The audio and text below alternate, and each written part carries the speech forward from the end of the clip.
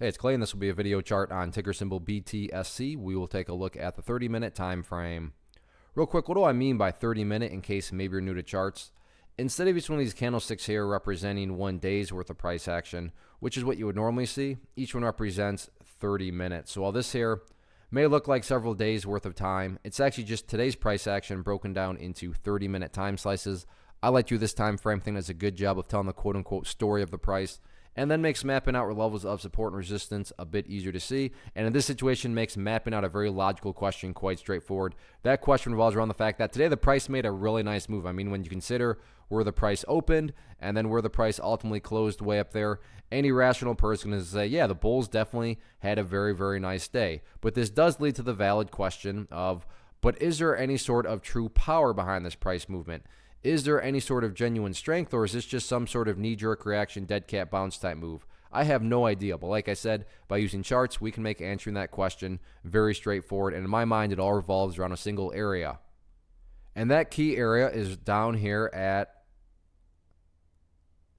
17 cents. Why is 17 cents so important? Well, hopefully we can all agree on the logic that price movements with genuine strength, with true power, the price is going to progress forward. The price is not going to go back to where it was.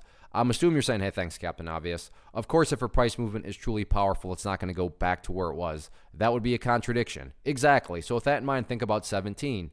Any sort of closes below it, or worse yet, if the price separates to the downside, what would that be doing to the price?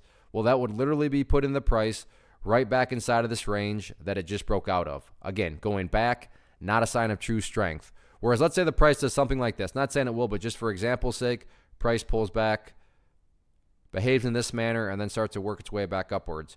What would you have in this situation here? Well, you'd have a set of lows right there. You'd have this previous set of lows down here. If you picture each one of these as stair steps, then you now have stair steps progressing in the upwards direction. And again, that's the name of the game. That's what a truly strong move is going to do over time. It's going to make progress forward. And in this situation, I am defining and quantifying that phrase, make progress, as staying up above 17 cents. So any way you slice it, very, very nice move today. Now it's just a question of, can the bulls build upon this momentum next week?